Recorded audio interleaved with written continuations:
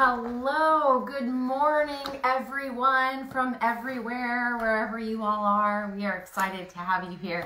It is a little bit of a different morning this morning, which happens from time to time when you do a weekly live with very specific goals in mind. You may have to shift from time to time, and I have learned about shifting, and so have you this past year. So today we shifted inside. As you saw, our backyard is a little bit underwater. The first thing I said to Joe this morning was, thankfully, all of my garden beds and all of my footpaths and everything are actually absorbing a lot of that moisture and will hold it in even as some of the water starts to run out of our backyards, because I have all that carbon material and all of that mulch. I spent a little bit of time doing a live yesterday in my private group for intuitive gardening. That is a 6-week mastermind series that has its second week starting tomorrow. And if you haven't joined the It's Just Aislynn group, you should do that today. If you want the link, I'm going to drop it down here in the comments after this live is over with. But if you join that group, I will share information in there about all the different upcoming things, all the different free mastermind, master classes, and things like that that I'm doing. I'm going to talk a little bit more about that in a bit. But it was really a lot of fun yesterday in that private intuitive gardening group to share with my folks in that group information that I've learned about soil and looking at your soil and testing your soil from all different parts of the garden. And I got to go into some of my hugelkultur beds, some of the old ones, some of the new ones, some of my footpaths, and really pull that stuff up, look at it, do some observations, and look at what type of soil I'm dealing with there and what types of amendments and things I might need to do to them. Okay, let's get down to today's business because we have a lot of seeds to talk about. I've got tons of seeds here, and what I've got here for you is 4 different piles.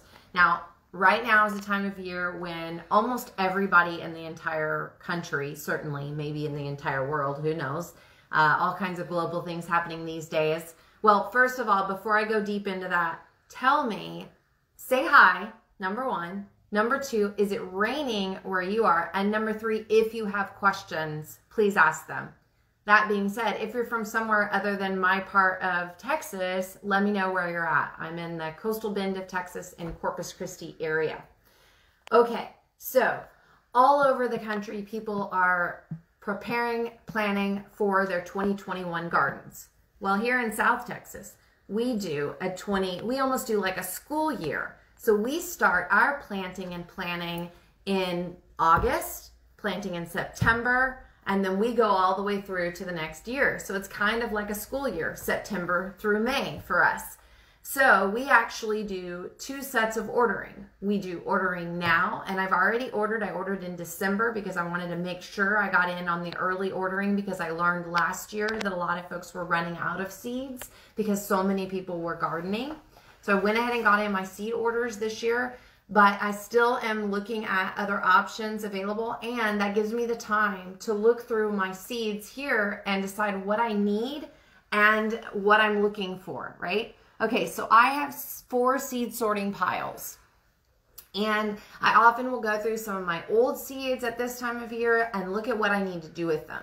So in this pile right here would be mostly new seeds. There's some of the older seeds that I'm starting to sort into this, but these are seeds that I'm not ready to plant yet, but they will be seeds that I will plant for the spring, okay? So some of these are seeds that I'm going to be germinating in pots.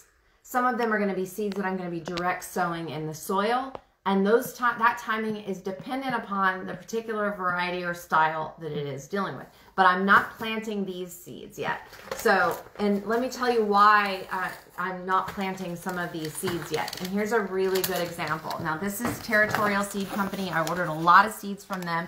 This is a company that we used to order seeds from a lot when I ran Grow Local South Texas, and learned a lot about the quality of these seeds. I'm very happy with their vitality and their resiliency and the information that they give us to help out. So one of the things that they give to help out is really great is on the seed package. And I've learned some companies are better than others as it relates to putting the information that you are looking for as a grower on the seed package. So a good example of that is the to harvest date. So why have I decided that I'm not going to plant these seeds yet? Well, this is a 50-day summer squash, and it's going to germinate really fast. And sometimes I can look at, like, one of the good things I love about Territorial Seed Company is they give you a lot of really good information that you're looking for. So I can see days to germination, days to germinate. Well, if it takes me 5 to 10 days to germinate that, in a soil temperature of 65 to 85 degrees, it means that I'm very likely to be able to germinate these very quickly, because we are, for the most part, dealing with soil temperatures of about 65 degrees down here, 75 probably even at this point.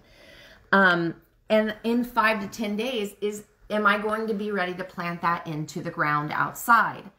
And I'm not going to, and I'm not in a hurry with that, because in 5 to 10 days, it's still going to be cold. I'm looking for February the 14th as the day that I want to start putting things in the ground. And on top of that, I'm not looking to hold on to this for very long, because it's going to be harvestable in 50 days. So if I consider what 50 days is from now, 50 days from now would be the rest of January and February. That means that this plant would begin to be able to be harvested at the end of the February. That's a little too early for this soft-leafed summer fruit. Okay, so I'm going to wait a little bit longer on some of these, and you'll see that that's a lot of what's in this. Some cantaloupe, 65 to 70 days, same situation. You're also looking yet again at the days of germination. If it germinates in 3 days, I'm not going to have need for that plant as quickly as it's ready to go. The beans are the same situation, but I also direct sow these. I don't plant, so I'm not direct sowing anything until February the 14th. So if it's a direct sow for the spring, I'm holding on to those as well. I'm not putting in those at all. Now, what makes me decide that some of these are ready to start to start planting in pots? You can see I've got summer squash over here. I've got peppers. I've got sunflowers. I've got amaranth, corn, grains, things like that grow in the summer. They like the summer more. Now, some of this stuff, now this right here is my seeds for planting in starter pots, the little tiny pots or the little half size, the ones that I'm going to maybe upgrade until I get ready to put them in the ground in February, late February, or even March, depending on what the particular plant is. Now you can see that some of those you might be surprised about is watermelons, but look at that, 90 days. 90 days, January, February, March, right? We're starting to get into the time of year when we need things flowering and fruiting. March, April, May, we are flowering and fruiting heavily. So let's flip this over and look at after 90 days, it's got a 3 to 10 day germination rate. In 2 weeks, am I going to be quite ready to put this in the ground yet? Probably not. So I may need to upgrade it, or I may need to wait just a few more days on this one, but know that this one needs to be planted as soon as I feel like I can plant it. So I'm probably going to wait about a week on this watermelon, and then I'm going to go ahead and start trying to get it ready to go so that I can see how many of them take off. The other thing that you do when you're starting to test the waters for germination and how quickly things are going to germinate and our temperatures and what's going to happen at the end of January and February is that you just plant one seed as opposed to taking the pot, and sometimes I'll plant 3 or 4 seeds in it. I'm only going to plant one. That means that if I have a failure on that one, it's not 4 seed failure, it's just 1 seed failure. And failure is not a problem. Plant plenty of seeds. But this is the time of year that we're tiptoeing in, right? Tiptoeing slowly in. Same thing with your winter squash. It's funny because oftentimes something that's called a winter squash is a bit confusing to those of us that are in the South. But what that ultimately means is that those folks that are in the North have grown those. They've actually grown them through the summertime, and then they've come off the vine at the very end of the summer, at the very end of the fall for them when they're beginning to enter into their winter. And these are storageable or storage fruits. So that means you can store them in your cabinets or in your pantries, and then you can eat them in the fall, or you can eat them through the winter when you're not growing anything. Well, I kind of started thinking about winter squash a little bit differently for us. I began thinking about winter squash and the idea that I'm going to begin planting these seeds in my winter time, so that in the beginning, at the end of May, and maybe even into the summertime, I'm beginning to harvest these before it gets too hot to keep some of those vines alive. Now, you can continue to successionally plant winter squash for a long time, all the way into May. As you get into later parts of May, you may slow down to the tiptoeing, 1 seed at a time rather than 4 seeds at a time, because you'll want to try to see if you can keep some of those alive through the summertime, so that you have pumpkin coming right off the vine just in time for fall and winter harvest, just like some of the other parts of the country have available. And we talk a lot about this, and I mentioned that we actually have 2 seed ordering seasons. So we order seeds in June, July, so that we can begin planting again in August. And then we order seeds in December and January, so that we can begin planting again in February and in March. And because of that, that gives us the ability to plant winter squash twice a year. That gives us the ability to plant peppers twice a year, tomatoes twice a year, eggplant twice a year, even summer squash twice a year. Lots of things that we can plant more than once and have lots of future success on. Yes, is there some questions? I'm going to play the role of dumb guy. You are the dumb guy. Let's use that. Let's use that winter squash as an example again. Yes. So when I look at the back of this, yep, see what I learned. That days to germination number, 5 to 10, means you're going to plant it in the pot, and it will typically, statistically, take 5 to 10 days before you see the little sprout. Yes, but you also need to look at these germination temperatures, because it's only going to happen ideally within 65 to 85 degrees. Correct. So exactly. If we're at 40-degree weather for 5 to 10, let me start over. If we're at 40 to 50-degree weather for the next 5 to 10 days, these won't germinate. They might not, especially when you're talking about not putting them directly into the soil, because the soil temperatures in the ground, the soil in the ground is actually warmer than a soil in a pot, okay?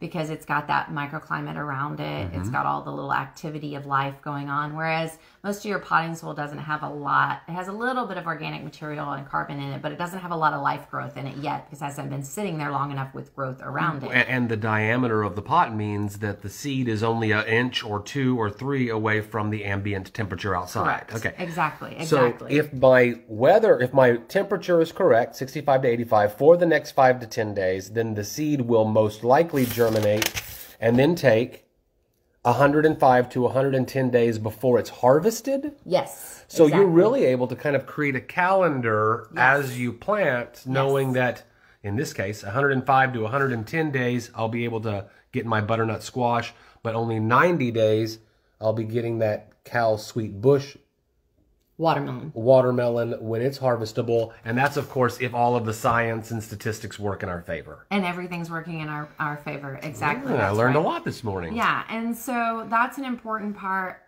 One thing I would say, too, is germination doesn't require sunlight. It requires warmth. It requires warmth and moisture. Okay. So you can, if you have a place inside your home where you don't mind like laying out some cardboard and then putting your little seed plants that you're starting in the house, that's an okay place to do it, because most of the time our house is going to be staying within 65 to 85. It's not going to be that hot. Actually, it's probably going to be 72, 73, 74, 75 maybe. Temperature inside your home. So you can actually germinate seeds pretty quickly inside your home. The trick to that would be, and this works in our area where it might not work in more northern areas, but in our area, because our temperatures outside are pretty manageable, and we may go a couple of days with cold weather, but then we're going to go the rest of the days with some 60s and 70s and some warm sun and all of those types of things. So then you'll move your germinated seeds out into the sunshine as soon as you possibly can. In fact, I actually still have tomatoes in pots that I planted in the summertime in August that never actually made it into the ground because they just simply hadn't gotten big enough and healthy enough. I wasn't able to move them along quick enough. But what that does is that sets me ahead by many days when it comes to tomatoes for my spring planting, even to the point of some of those tomato plants are actually putting flowers and fruit on them right now. And they're very healthy because this time of year we're not dealing with the same sort of pathogens that we deal with in that warm spring wet temperature that we deal with down here. The thing that you have to be aware of as it relates to our outside temperatures down here in the south is that if you have to keep an eye on frost and freeze overnight, okay? Just keep an eye on that because you don't want to have all of that great work that you've done to prepare yourself, getting yourself 30, 50, 20, 25, 75 days ahead of schedule by letting them freeze if they're not in the ground. Now, if they're in the ground, you might put a sheet over them to protect them, those types of things. But we're in that time of year when it gets a little sketchy. We got to keep a watch out on it. Now, it helps us in these cooler temperatures. Most of the time, we're dealing with wet weather. But this year's been very dry.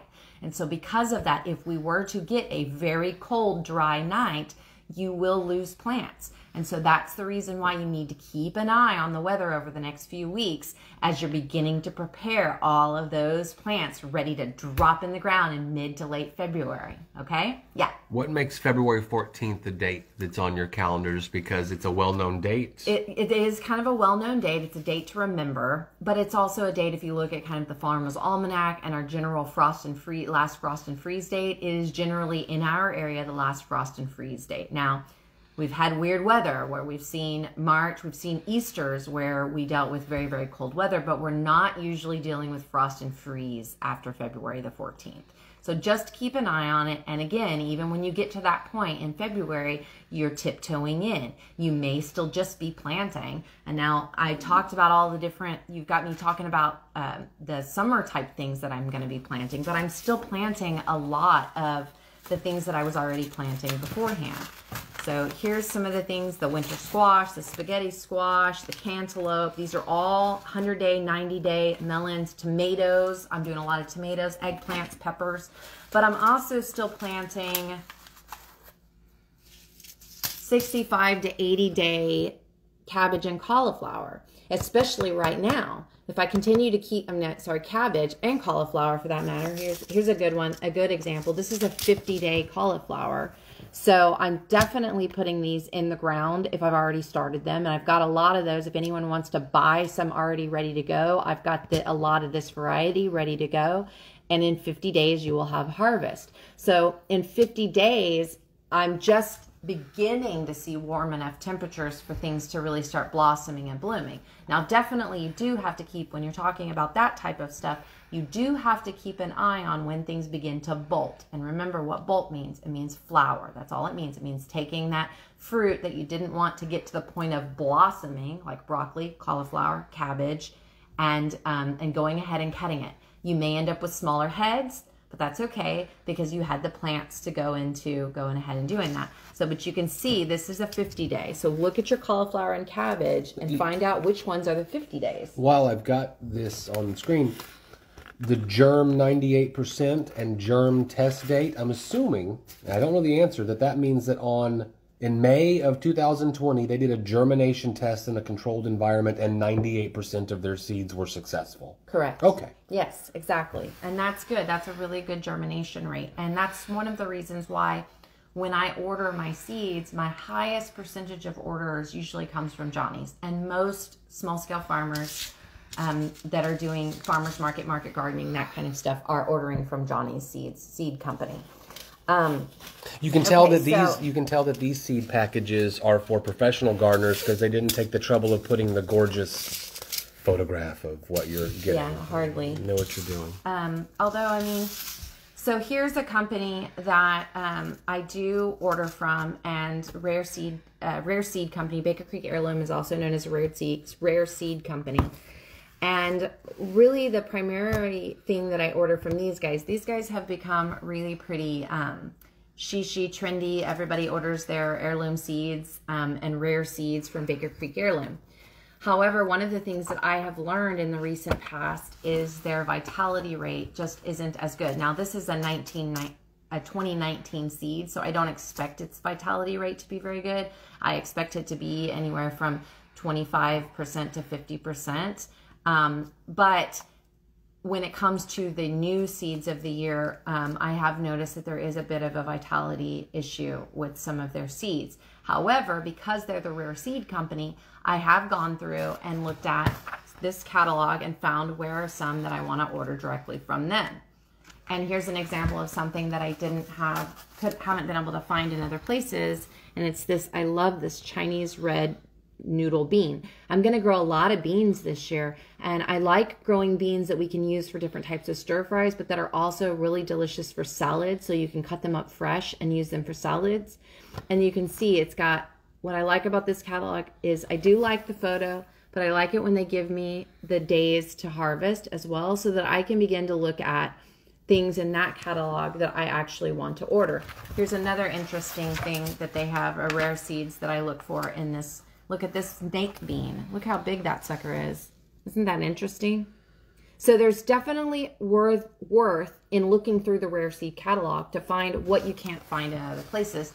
I just wouldn't, if you're trying to get to the point of potentially doing market gardening or having enough overflow where you could actually do some sales or something like that, certainly be sure to stick with the very vital, your rare seeds over here, and listen to my guys that are actually growers that are trying to sell. Choose variety, especially if you're doing a farmer's market. Do some variety. And the reason is because it draws the customer into your table. It's a marketing ploy for that matter. It's something fun to play with. So you should definitely get your rare seeds, but also get your Johnny's seeds. Also get your Territorial seeds. The seeds you know are going to be high quality. They're going to be the best resilient. They're going to be the highest producing seeds and beans and things like that that you're looking for. Okay, so I mentioned 4 pods. I've got not planting, planting in pots, direct sowing. So the direct sow pot over here, I'm still direct sowing radishes. Okay, I'm still direct sowing lettuce.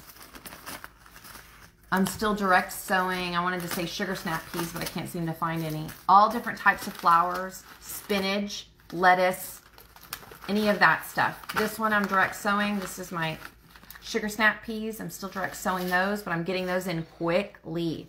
Any kind of flowers, any kind of herbs, I'm still direct sowing all of that stuff. I'm filling in the gaps. I'm taking the plants that I have planted that are already germinated, nice little plants, lots and lots of those. I'm putting those into spaces. As I cut out a cabbage head, I'm filling that space back in, and then all around them, I'm reseeding and poking seeds back in.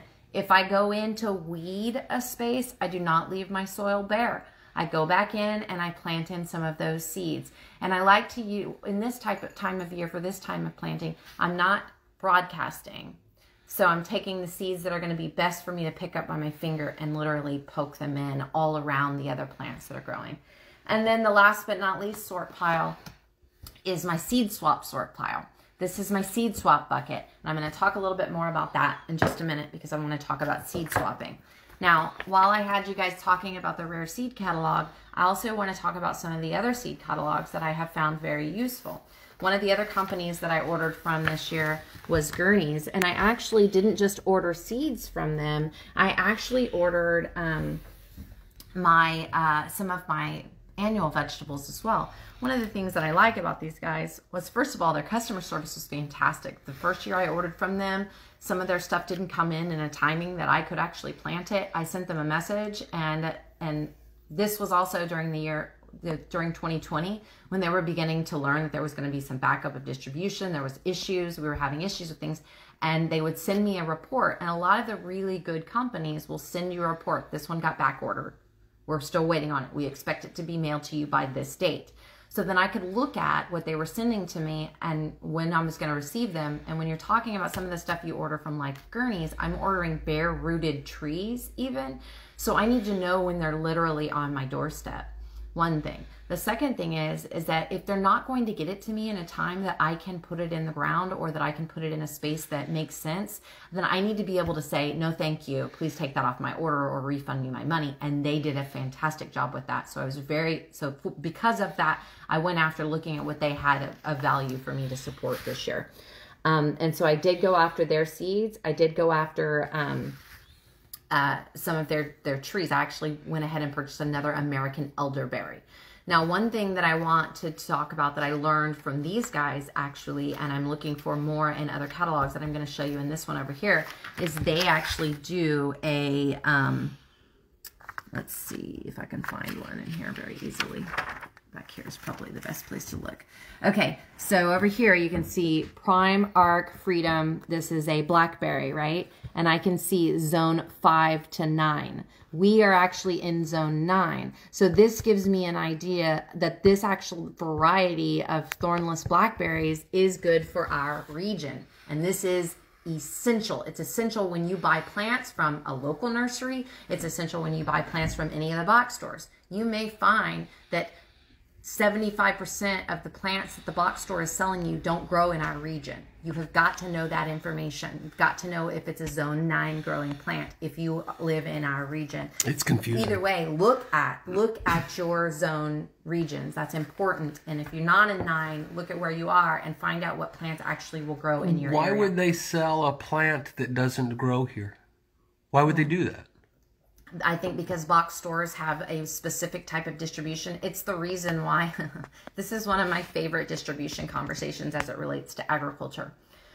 We buy 95% of our organic citrus in Texas from California. But we have in our region of Texas, within 2 hours drive from us, one of the 2 biggest organic citrus growers in the entire country. Why does that happen? Because of distribution. Because they have already set up a very succinct system. It's part of the reason why it's so challenging to get restaurant owners, even small local restaurant owners, to purchase local produce. And the reason is because our distribution system has been geared for industry and large scale.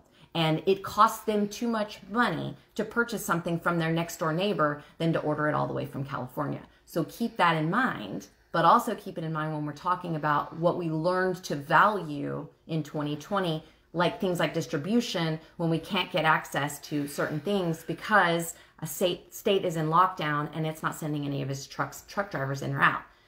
The UK is dealing with this. England is dealing with this right now in that they are having issues with distribution because of their type of lockdown that they've dealt with. They have truck drivers that can't get in to to deliver the things that they've built. So keep distribution in mind as well when we're talking about those things. And so that's the answer to your question, Joe. Box stores have a they package it all up in one package and they send one size fits all. One size fits all. And That's exactly right. It doesn't really matter what the temperature is. It doesn't really matter any of that. It's one size fits all. Okay, I ran across this seed catalog, started looking through it last night, was very happy to see what I found in here because it gives me a lot of information about different types of trees and plants and things like that that I can grow.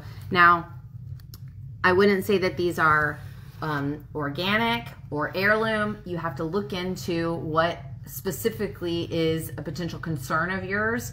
I don't have an issue with hybridization because I understand resiliency and I understand how mama and baby get together, make a hybrid baby. That's what happens. Sorry, that didn't come out right at all. Mama and baby definitely don't get together. Mama, daddy come together and make hybrid baby, right? Okay, so that's how hybridization works in the real very controversial morning. But if you're doing genetic modification, which is a different type of hybridization, so the catalogs that I'm using are not dealing in genetic modified seeds.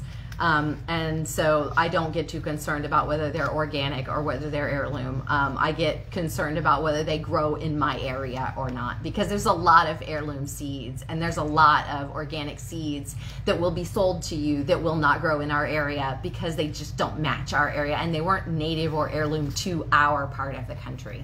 Potential rabbit hole. I was glancing down at this. These hardy pecans cannot be shipped to Arizona, California, or Washington. That's quarantining, basically.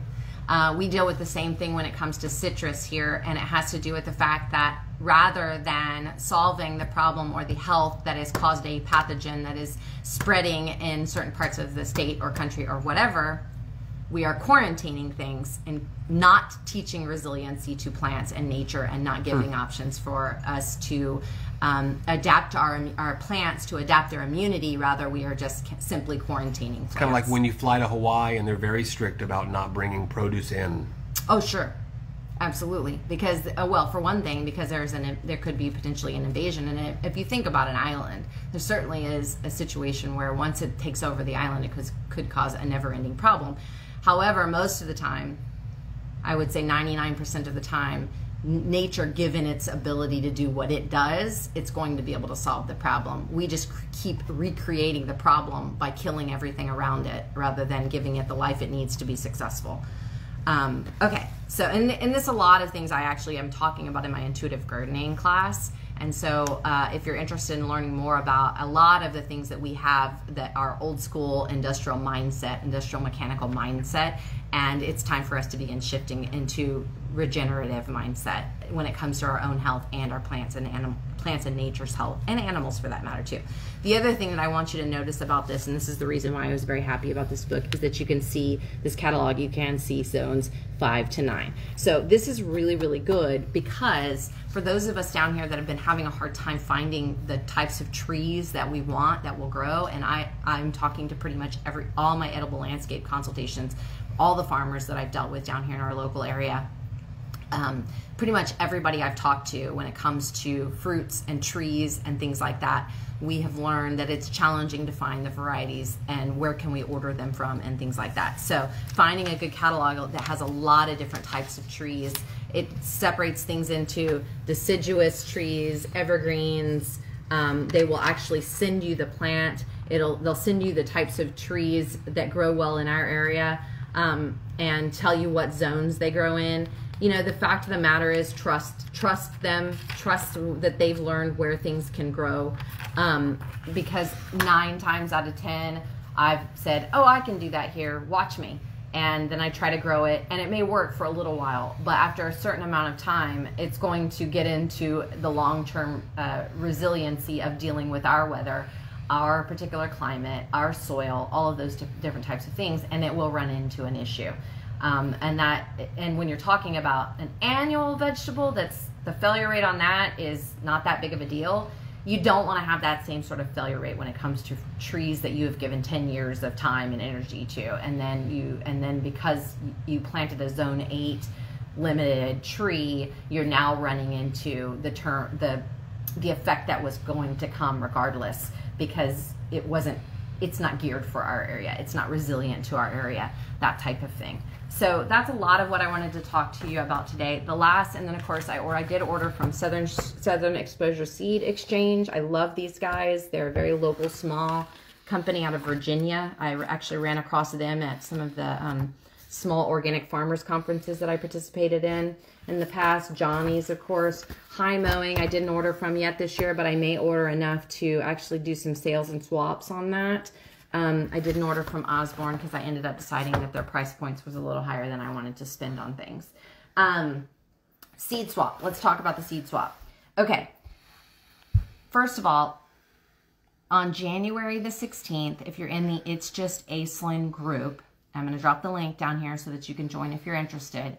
I am going to be doing a Hands in the Dirt free live masterclass. I'm going to talk about what Hands in the Dirt learning is to me.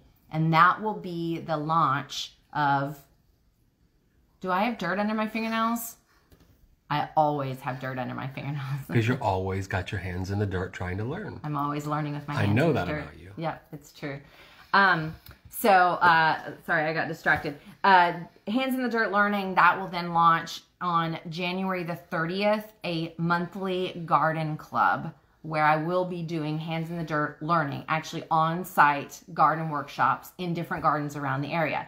I will do them in my own backyard garden. I will do them at the farm. I will find local community gardens that I have already talked to about doing some education there. I'm hoping that some of my members in my group, we can share in their gardens and learn from them in their gardens together. It will also include a free group, it will also include a private group, not free, but private, for us to communicate, learn from one another. We will go on field trips throughout the community to see things together. We will do live online Q&As. We will have weekly gardening workshops or weekly gardening activities, things like that that you can get involved in. And all of that is going to be started on January the 30th with an in-person. Now, on that same day, I'm also going to do a seed swap. So we'll have back-to-back garden workshop, seed swap. So the people that are at the garden workshop can participate in the seed swap. And I hope that anybody that would be interested in the seed swap would also participate in my monthly garden club as well.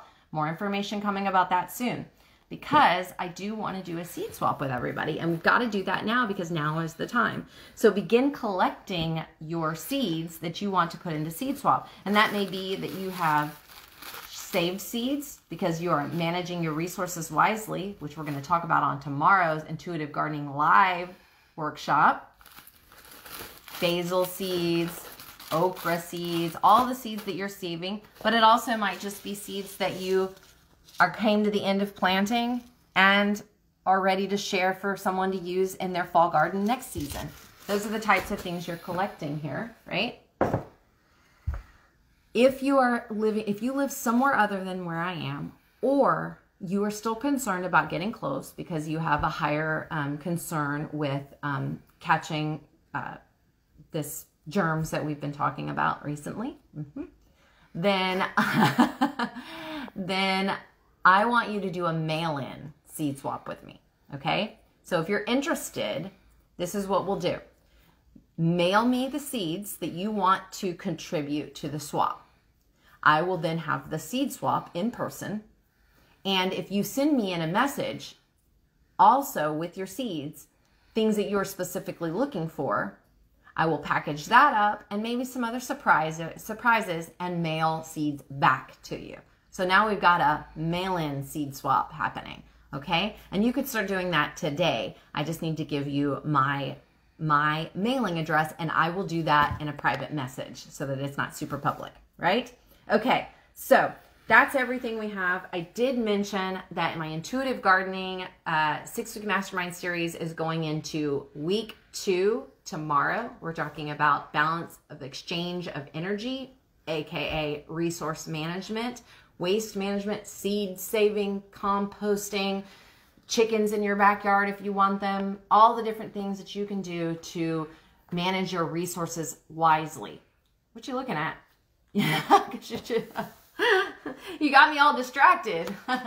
So we're going to be talking about that on Monday. And then in addition to that, we've got Dinner Table Talks coming up. The launch for Dinner Table Talks is on Monday. By the way, I'm trying not to be distracted by Joe that's going like this on the other side. And in the meantime, he's going, no, just keep going, keep going. You want to know the answer to the question? Yes.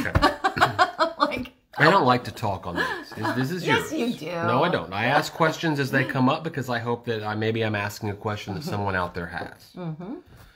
At the beginning and end of every single one of your Sunday in the Garden shows, I train the camera on a still shot. Yes. I know we're winding up. We have never done one of these inside before, and I'm trying to find the still shot by focusing on a piece of art in our home. Art in our home is very important to us. How about the I know, I've already figured it out. Sale over there. I've already figured it out. I know exactly where I'm going as soon as you indicate that you're done. Alrighty, that's it. Lots and lots going on. I'll drop the link to It's Just Aislynn. Join that group. Next Friday, I'm going to be giving away another free access to my Intuitive Gardening. But if you're ready to get in today, you can sign up right now. I hope you will. It's fantastic. Lots of great information. Very, very deep diving. And don't forget, on January the 16th, I'm going to be doing a free masterclass in the It's Just Aislynn group called Hands in the Dirt Learning. I love you. Happy Sunday. Enjoy the rain.